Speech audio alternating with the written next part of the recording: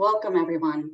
Welcome to the first in a two-part webinar on preparing for S-Disclosure hosted by the Council for Inclusive Capitalism in collaboration with the SHIFT Project and the Thomson Reuters Foundation. My name is Meredith Sumter and I'm the CEO of the Council for Inclusive Capitalism, and I am pleased to be joined by colleagues from SHIFT and the Foundation who provide technical expertise and thought leadership in this space, as well as by experts from partner organizations who are here with us today. This inaugural session on preparing for S-Disclosure aims to help you explore the characteristics of good social and human capital metrics in company disclosure, as well as best practices for performance evaluation. But before we get started, a few housekeeping rules. First, this webinar is being recorded and we will be sharing written highlights of today's session along with the recording of only the presentations. The Q&A portion of the webinar will not be made public. And second, we invite you to share your questions by using the Q&A function in Zoom. Our presenters and I will try to get as many questions as possible during our time together, and we appreciate your contribution to this discussion. At the Council for Inclusive Capitalism, our mission is to harness the power of the private sector to create more inclusive and sustainable economies and societies. And since our launch in December 2020, with 25 industry-leading organizations, the Council has grown to a community of more than 315 CEO members who are putting forth around 650 concrete actions that demonstrate how they're pursuing profit, but in ways that also benefit people and planet. The Council is a global community of company and investor leaders and public sector organizations that value people and that believe that businesses are most successful when the broader societies and economies in which we operate are both stable and broadly prosperous. Council for Inclusive Capitalism members, we believe in action, as well as the catalytic effect of markets. We also support increased transparency in company action so that we understand our impact, seeing this as critical to advancing company learnings and adoption of inclusive capitalism practices. So it is in this spirit that the Council is organizing this learning webinar series on S-Disclosure, along with our SHIFT and Thomson Reuters Foundation colleagues. With the effects of climate and inequality unquestionably impacting the business environment, investors and companies are increasingly focused on environmental, social, and governance goals to achieve long-term profitability as well as lasting value. Regardless of the debate on the nature of capitalism, this investor and business focus on ESG, it will only intensify as the effects of climate and inequality deepen. With that background, and on the regulatory front, key bodies, including the International Sustainability Standards Board, the US SEC, as well as the European Financial Reporting Advisory Group, they're turning their attention toward companies' impact on human capital and other people-related and social matters. As global regulators begin to take steps toward convergence and needed standardization on social and people-related indicators, further work is needed to guide all of us, but to guide companies in particular on how best to approach people-related and social goals, and as well as to develop the capacity to report on them. So today's event, the first in a two-part learning webinar, will feature experts who will provide clarity on the evolving landscape and scope of S-Disclosure. They'll also discuss what good looks like for companies on social metrics and indicators as well. So here's our agenda for today. And to get us started, we're going to invite you to participate in a quick poll, which will also inform our discussion in one of the later sessions. And you may select one or several answers that best reflects your views.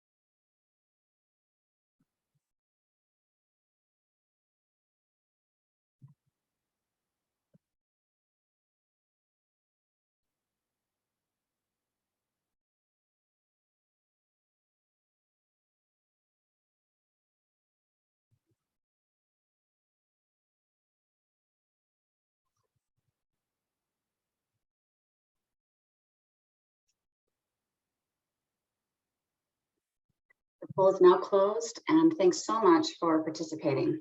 So it's my pleasure to now introduce to you Claire Connellan, who is a partner at White & Case, well known for her expertise in business and human rights. Claire advises companies on human rights due diligence, supply chain risk assessment, and compliance with legislation to end modern slavery. Claire is with us to share with you more on reporting, regulatory, and legislative developments pertaining to disclosure. Claire, over to you. Thank you very much, Meredith. It's a real pleasure to participate today. I am privileged to lead my firm's Business and Human Rights Interest Group, and this is a really rapidly changing area. The direction of travel for social disclosure has been a hardening of soft law principles in three main ways: transparency, accountability, and the pace of change. And those are the three main takeaways for the next 8 minutes. More transparency, more accountability, and an accelerating pace of change. More transparency in the huge increase in corporate reporting obligations and reporting on due diligence in social issues. Accountability, the scrutiny of that reporting and potential liability, and the pace of change, accelerating over the last 10 years since the UN Guiding Principles on Business and Human Rights were unanimously endorsed in 2011. And this S in ESG, the social aspect, has become increasingly significant to investors and the public, and a growing number of companies are putting more focus on addressing these social themes. A common cry I hear is that businesses don't always know where to start, and the patchwork of standards doesn't help. Now, while the thresholds for reporting do vary, typically based on turnover or number of employees for private companies, or whether a company is listed on an exchange, there is considerable commonality between the underlying requirements. So much in common, I'd suggest that it can be helpful to think of seeking a highest common denominator and meeting that standard across business and assessing where and how to report on the activity. Now, what you can now see on the screen is an example of an important collaboration. So my firm joined a working group as a pro bono partnership to bring together civil society experts and the private sector. The aim of the group was to assess the importance of social criteria within ESG investing and to amplify the work around social performance and indicators as an important consideration when making investment decisions. And we produced a white paper. The front cover's on the screen there now. The group, which included the Thomson Reuters Foundation, Refinitiv, the International Sustainable Finance Center, EcoAge, the Mekong Club, the UN Principles for Responsible Investment, we identified 5 common myths around social metrics, including the notion that social performance is less financially material, and integrating social metrics is only relevant for impact investors. Those myths are addressed, and I understand there'll be a separate discussion on the white paper, so I won't focus on that now. What I will explain is some of the underlying research that we contributed to the white paper. So a team of lawyers, more than 40 from the firm, conducted a pro bono review of the existing legislative and regulatory frameworks governing ESG disclosure requirements for companies with a focus on social disclosures. We completed the first review in 2021 and then updated the analysis earlier this year. The team reviewed disclosure laws and regulations, government action, and stock exchange regulation in 51 different countries across the Americas, EMEA, and Asia, up to April 2022. And we identified some important trends around those 3 main areas of change, development, which are transparency, accountability, and the pace of change. The findings represent a sample overview of social disclosure obligations applicable to companies to help identify those trends within the broader ESG framework. It's not exhaustive, and it doesn't capture proposed legislation, and it's already out of date. Just to give you an indication of how fast these legislative changes are moving. We note a few of the proposals that were on the horizon earlier this year, such as the European Commission proposal for a directive on corporate sustainability due diligence, as referred to as CSDDD. But what I really want to highlight is the increase in ESG disclosure requirements that's really come to the fore over the last 5 years. You can turn to the next slide, please. So of the 337 laws and regulations surveyed, 61% were passed in the last 5 years, and 39% in the last 3 years. And in 2021, so the year of our update, saw an explosive growth in the number of ESG-related laws and regulations that were passed. 16.6% of all of the new laws and regulations were passed just in 2021 or the early part of 2022. You can see that, I think, on the graphic on the screen there quite dramatically. On the next slide, you can also see the increasing trend towards action by stock exchanges. So the chart shows the difference of disclosure frameworks over time, split between government-initiated or stock exchange-initiated disclosure frameworks. And while there were fewer stock exchange regulations overall, the actions taken over the last 5 and 3 years showed higher stock exchange action than government action. Many countries have now joined sustainable stock exchange initiatives or have issued sustainability index for meeting certain ESG requirements. The next slide, please. So this shows the global trends of voluntary versus mandatory disclosure frameworks by the 3 regions we looked at. The largest concentration of mandatory S disclosure was within the European Union. You can see the 85% there of the disclosure requirements were mandatory. But there are a lot of the disclosure frameworks related to voluntary disclosure. Securities reporting was in large part voluntary, and 88% of the jurisdictions adopted some form of voluntary reporting and compliance, regulatory compliance, or stock exchange guidelines or indices. For those countries that had mandatory disclosure, the focus was on what's material. I think it might be an interesting discussion as to what constitutes materiality on these social issues. The voluntary guidelines from stock exchange, 2/3 of the stock exchanges that were surveyed have issued guidelines on ESG reporting. Those guidelines are targeted obviously to the listed companies and provide information on reporting beyond what social reporting is required by law in those countries for private companies. And they're listing the key issues, again, with a focus on this materiality. Most commonly, the disclosure laws and regulations apply to companies on a comply or explain basis, where companies are required to either comply with sustainability requirements or provide an explanation on why they're not in compliance with those requirements. Of the 51 jurisdictions that were surveyed, 37% had adopted comply or explain disclosure requirements through either reporting laws or stock exchange guidelines. And we're seeing an increase in reference to third-party standards.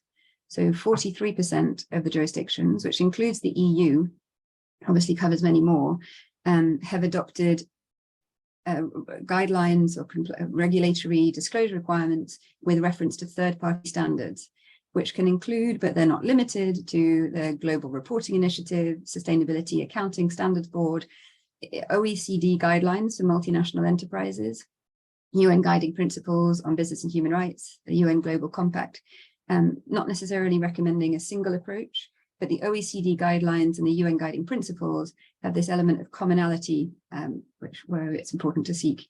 And that's why I refer to this highest common denominator for businesses that operate across multiple jurisdictions when they're looking at the underlying requirements. So it's important for mandatory reporting obligations to look at where the threshold lies for that reporting. On the last slide, you can see this just a focus really on the voluntary standards, where we took a look as a separate pro bono research project at the voluntary mining standards, either new or updated, as an example of how the focus on due diligence has changed over time. So since the concept of human rights due diligence really solidified in the UN Guiding Principles, the expectation for businesses to conduct due diligence has appeared increasingly often in voluntary standards.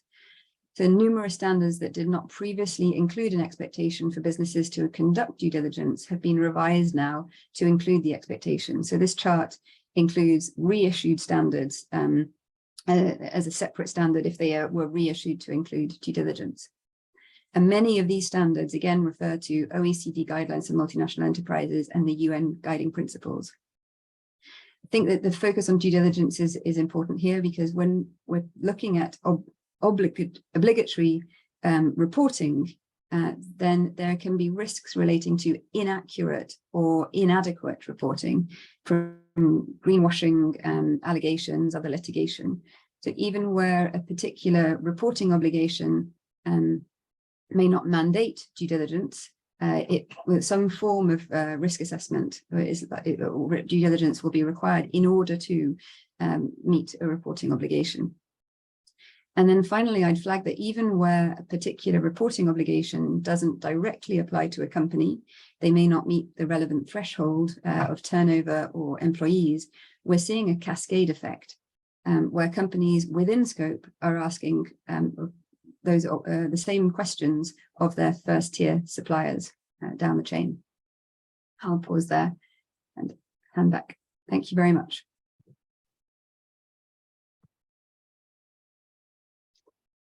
Claire, thanks so much. The presentation that you gave, I think, just drives home the increase in S disclosure requirements is something just in the last few years or so. You described it as being explosive. Over 16% of all regulations on S disclosure were passed just in the last year. And yet businesses don't yet know where to start. We have a patchwork of standards around social performance and indicators, as well as a need for clarity on indicators that would allow companies to meet their reporting obligations. So thank you so much for these important offerings. I encourage all of you to share your questions for Claire by using the Q&A function in Zoom, and we'll have a dedicated time for your questions and discussion toward the end of our hour. Next, I'm delighted to introduce Caroline Reese, who is the president and co-founder of Shift. Caroline has extensive professional expertise in improving corporate human rights reporting as a catalyst for better human rights risk management, as well as on improving the data and methods used in evaluating companies' social performance as part of ESG analysis. Caroline will be joined today by Natalie Nichols, who is the Senior Director at the Capitalist Coalition, as well as Vincent Ziegerink, who is an economist and policy analyst at the OECD's Center for Wellbeing, Inclusion, and Sustainability and Equal Opportunities. Caroline, over to you. Thank you so much, Meredith, and it's a real pleasure to be with you and everybody on this webinar today for this conversation. And in fact, can I invite our moderators to just show up on the screen for participants the results to that poll, because even as we were hearing so clearly from Claire about the growth, but convergent growth in regulation and legislative developments in this area and reporting frameworks, with due diligence really providing that focal and point of convergence. At the same time, we see perhaps predictably coming through in your views in this poll, that sense of almost overwhelm, right? Knowing where the responsibility starts and stops, 49% of you, but close to that as well, just looking at the sheer number of different issues that get listed out under the S, the range of frameworks, the variation in the issues that investors are asking of from companies. And I think that's really such a good setup in the way for the conversation that I'll be looking forward to having with Vincent and Natalie. And I think we've often discussed amongst us that indeed that sheer range of concepts and constructs that get put under the S in ESG, some of them that are individual human rights like forced labor or privacy, or even diversity and inclusion, which in its essence is about non-discrimination. Or we see categories like labor conditions or indigenous peoples, or we see functions like supply chain management and responsible marketing. And it's confusing, why these things and why not others? What's the construct that helps us? And Meredith, in your remarks, you talked about people-related, right? And people-related disclosures. And I think, you know, for this conversation, I think it's so helpful to think about this being about people and how people are affected by business. And Vincent and Natalie, you know, bring such rich backgrounds in thinking deeply about this, coming from different backgrounds and disciplines. As you heard, Vincent as an economist and Natalie coming at this from a capitals perspective. I come at this from the human rights lens. We use different languages. And those languages sometimes can have important distinctions, but also mask some commonalities. And in this conversation, I hope we can get into both the differences and similarities in how we can think about the S in ESG. So let's indeed launch into our conversation and really start with the what. What are we talking about here? Natalie, let me come to you first and put for us, if you would, into layperson's terms, what you mean by capitals, but specifically what you mean by human and social capital. What are we talking about? Thank you, Caroline. It's great to be here, everyone. So layman's terms, I will try to do that as well as possible.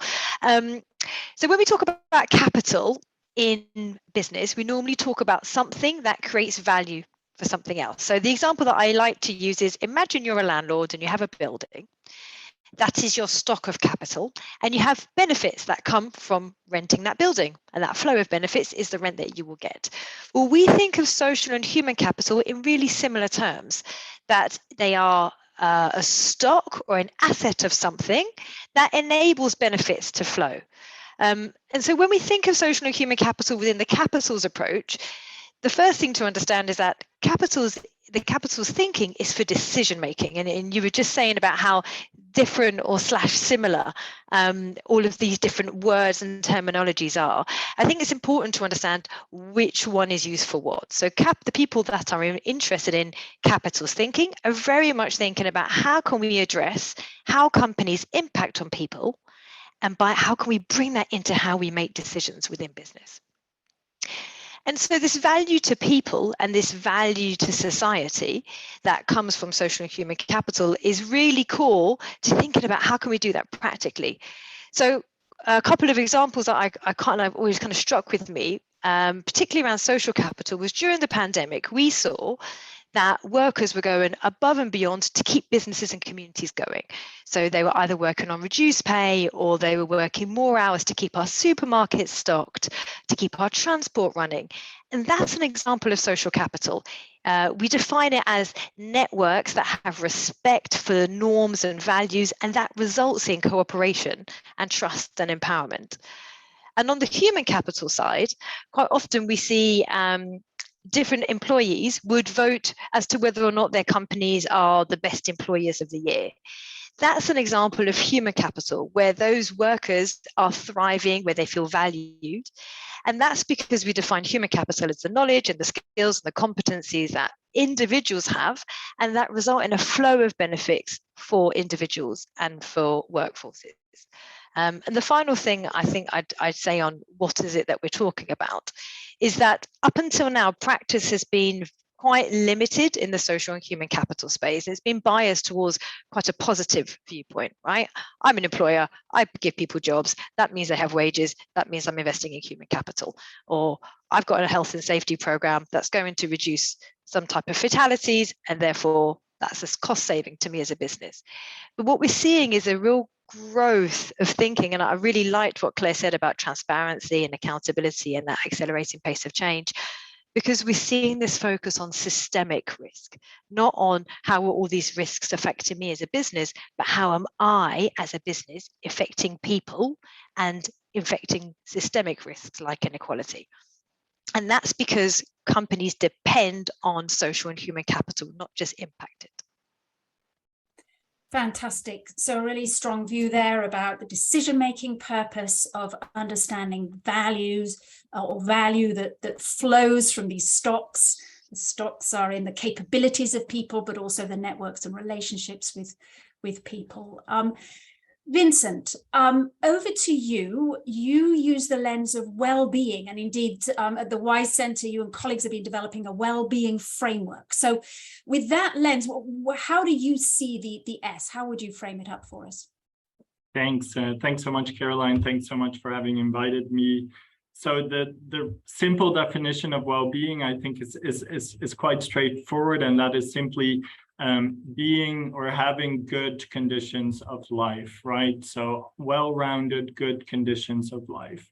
And even though that may have always been the kind of end goal of government policy and of many actors in society, it was really in the aftermath of the global financial crisis that among governments, among national statistical offices, we saw a push to really go what we call beyond GDP and to better measure social progress and people's well-being. And during that time, also in the OECD, we indeed created this OECD well-being framework, which is both a conceptual framework, but also a measurement framework to measure the well-being of people in society. And there are perhaps a few important characteristics of our approach to well-being. So first of all, really this focus on people, which you've already mentioned, and which also makes the well-being framework a good lens to look at the social dimension.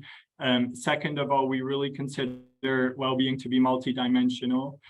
People often think about well-being in its relation to mental health, but we really see well-being as a broad multidimensional construct that both considers material conditions of human well-being, so income, jobs, housing, and also these quality of life aspects like health, social connections, having a voice in decision-making processes. So that is one characteristic. Another is that it considers both objective but also subjective aspects of life. So really looking at these both these two different aspects of dimensions of well-being. And then the other part is that we really focus on measuring outcomes. So the well-being framework as a measurement framework is really focused on people's state of being rather than the policies or the actions that lead to achieving that. And then another important characteristic is really looking at inequalities in a transversal manner. So in every aspect, in every dimension of well-being, looking at inequalities between groups. And perhaps one more thing to add is that unlike some of the other lenses that the audience might be familiar with, like the Sustainable Development Goals or human rights, there is no kind of normative threshold embedded in a well-being lens. So we really look at, what are the outcomes that matter, regardless of where people are in achieving them. And something that we do sometimes is look at deprivations of well-being, but in principle, it's really an open-ended framework. Fantastic, Vincent. So really getting that sense, again, you're homing in on the fact that this is fundamentally about people, the tangible and intangible facets to that, as I hear in your multidimensional approach to it, objective and subjective. And importantly there at the end, as you say, being really descriptive of the state rather than normative or prescriptive. And as you indicate, then that's a little bit where the distinction with human rights comes through, right? The lens that we bring at Shift, where indeed human rights are sort of providing a threshold concept almost, right? To say within this range of levels of well-being that a person might enjoy, there's a threshold where as a community of nations over the last many decades, we've said people shouldn't fall below these points in relation to these different dimensions, whether it's safety in the workplace or decent wages or access to clean water or privacy or freedom of expression and so on. There's the threshold that people shouldn't fall below because it's the threshold they need to be able to realize to have a basically decent life. And so they're inherent to all human beings as a sort of entitlement of the nature of having a decent life. So that's really where the human rights piece comes in. Now, we've been talking here about people, and we've got now a good sense of the lenses that we're bringing respectively to this. But just momentarily, let's pause on the who.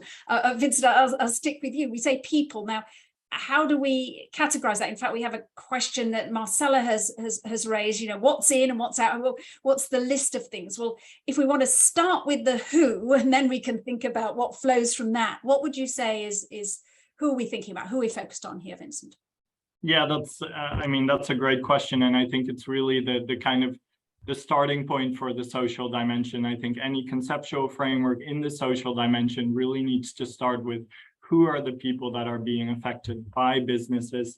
This is also something that we did this year. We took the OECD well-being framework that governments use and explored how it might be applied in the business setting. And the first thing we did is really identify who these stakeholders are. And we identified 4 primary stakeholders whose well-being businesses affect. And these are employees, consumers, workers in the value chain, and communities. These are really the people whose well-being business affects. We know that businesses have other stakeholders like investors or you know, they interact with governments, but we think that it's really important in the social dimension to emphasize those groups that are affected by businesses. Natalie, how is that resonating with you? Well, I was smiling because they're the same, just in a different order. So we focused very well. So the work of the capitals focuses on the people that are experiencing the consequences of a business's activities, because it's all about context, and those different stakeholders are going to experience a different context. And I suppose back to Vincent's work, will have different levels of well-being depending on the framework. So we categorize it as four groups with a kind of one on top. So workers is broken down by those in the workforce, workers, workers' families and other dependents, and workers in the value chain. Affected communities, so stakeholders and communities who are impacted by the operations of business, and people who are affected by products and services, which would fall under consumers and customers. Often in the capitals assessments, the business itself is also a stakeholder, but that big shift that we have been seeing, and very much the reason why the capitals approach exists, is to bring all of those other stakeholders on par with the impact on business. So lots of convergence here, I see. Indeed, we also would highlight from the human rights perspective the same 4 groups. So I hope that provides some comfort to our audience that there's some emergent clarity in our constructs here. And indeed, I note back to Claire's comments on developing frameworks, the EU's draft sustainability reporting standards on the social ones actually construct them according to workers in the workforce, workers in the value chain, affected communities, and people affected by products and services. So we're seeing it come through in those contexts. I think the CDSB's reporting framework, which now includes social, does the same. So some clarity coming to us there, hallelujah. Let's move from that then into a little bit the question of how we then think about the question of measurement. Now, in Thursday's webinar, the second part to this series, we'll be delving further into some of the specifics here, but I think what would be useful is just to sort of set the scene a little bit with some reflections on measurement from the lenses that you're bringing here. Vincent, I'll come here first to you and just ask you, you've already referred to the wellbeing framework as being in part a measurement framework. And so what, from your perspective, is most important when we're thinking about measuring the S? Thanks, Caroline. Look, I think that we have a wish list, and one of the things that I often say when I introduce our work on measuring business impacts on well-being is that I very much see this as an aspirational agenda. You know, we know that a lot is being asked from businesses right now. They have to cope with, you know, new disclosure regulations, get their systems into place. And I do really see this as a medium to long-term agenda, right? But one observation that we make is that ultimately we really do need to do a better job of measuring the outcomes. Right now we see metrics primarily focusing on business actions and inputs, but the social dimension is a little bit different from the environmental dimension because the causal link between actions and outcomes isn't always as well established or can really depend on the context of a business or the quality of implementation. And so in the social dimension, measuring outcomes, I think, is really critical. And I do think that we eventually need to go there. And for us, that means ultimately investing in developing metrics that give a more well-rounded picture of people's experiences that addresses not only some of the material dimensions of well-being, but also some of those other dimensions that we sometimes miss in existing frameworks and standards. Yeah, terrific to get that angle again of both the material and these sort of intangibles that are going on as well, right? That lived experience, which isn't always just in the structure of houses or the presence of food and so forth. Natalie, layer in, if you would, for us some thoughts about measurement as you come at it from the capitals angle. So everything that Vincent says is we do and then take it one step further. I said at the beginning that the capitals approach is about decision making. It's about how can companies act differently based on their understanding of where they are impacting or depending on social and human capital. Where are their risks and where are their opportunities? So this means a shift from measuring outputs, so just numbers of people, numbers of jobs that are being created or numbers of policies that exist, to measuring outcomes. Back to my example about the building being the stock, or trust being that stock of capital, or human capabilities being that stock of human capital. So how does the business activity change that stock? Is it maintaining it? Is it shrinking it? In which case that's going to be a risk to our benefits, or is it expanding it? So that's the measuring of the change of the stock, which we need to get to, measuring outcomes. But we need to go one step further in order for it to be useful for decision making within business and finance and government. The capitals approach is used across all three. And this is where we start valuing the consequence of the change in the outcome. So a piece of work that we're doing, that the Capitals Coalition and Shift are doing, is looking at how companies can make progress towards paying a living wage. So instead of just knowing the numbers of people that fall below a living wage, we are moving to measuring the outcomes and valuing the impact of people earning less than the necessary amount in order for which they can have a decent life. So that's really kind of shifting it to understanding that context that I said earlier, because different business operations are going to have different impacts for different stakeholders in different places. I'm going to address a kind of an elephant in the room, which is this long-standing discomfort with valuation. So when I say value, people will immediately think of monetization. Valuation and monetization are not the same thing. Monetization means putting a dollar or a euro value on a social or an environmental outcome. Valuation means representing the relative importance of different things. So valuation can be qualitative, it can be quantitative, and it can be monetary, and it's always on the consequence of the change in the outcome. I thought, Caroline, it might be helpful just to give a couple of examples.